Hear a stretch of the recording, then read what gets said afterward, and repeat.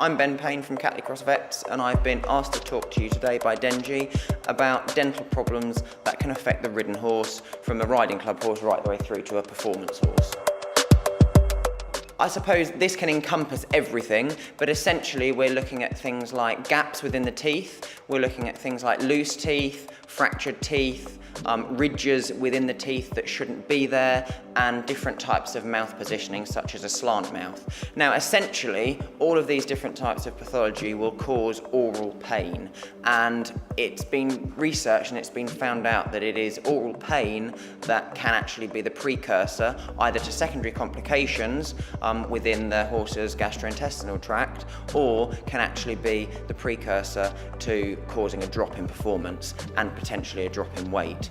A drop in performance, I suppose, from a rider's perspective, whether they are at a riding club level or whether they're at a more of a higher performance level, would be a lack of acceptance of the bit, a lack of wanting to come through from behind and ride into a more forward contact, because if they've got oral pain, they're not going to want to sit and take the bit forwards and take the contact forwards.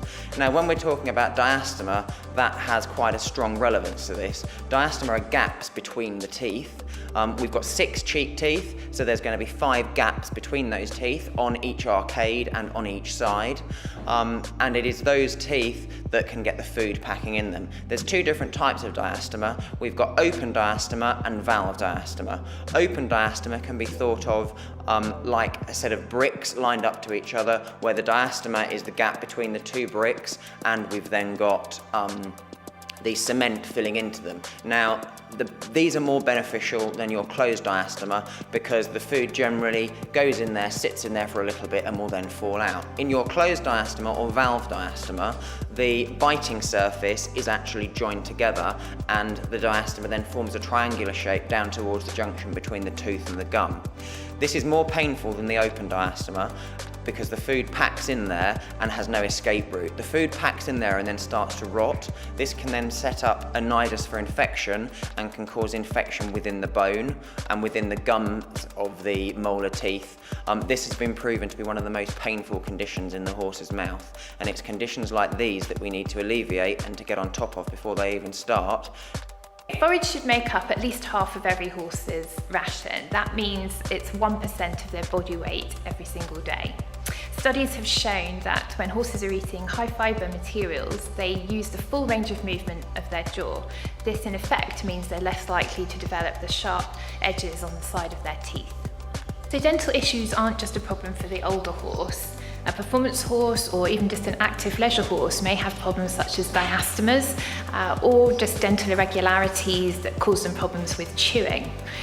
In these scenarios, we can provide some really digestible fibre alternatives, so things like alpha beet, our grass pellets, or even alfalfa pellets can all be soaked up to make a really nice, soft, fibrous mash.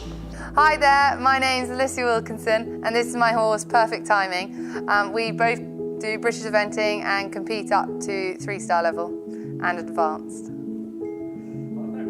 We bred Pooh, and then I backed her as a 4-year-old, and then we took her out eventing when she was 6. She went BE and she did 3 events and then suddenly lost so much condition, and we were so worried about her. We had no idea what was wrong. She just looked like a hat rag. Anyway, so we found out that she had these awful teeth, and she had this thing called diastemas, which a few horses get, and they just get, which is a gap in their teeth by their gums, and they get them just on one side perhaps, whereas she had them on all her teeth, on the whole of her jaw, bottom jaw. So it was really awful, and we were really worried that we might never get another event out of her, so we're very fortunate to have her. So we sought veterinary advice, and also with the help of a nutritionist in the form of Claire Akers from Dengie. We then were able to sort her feed out to really help her get all the energy she needs to compete. So she now is just on a full fibre diet, which consists of just pure slop. There's no chaff because that kind of got in the gaps and really was sore. So it's just alpha beet and alpha grass pellets.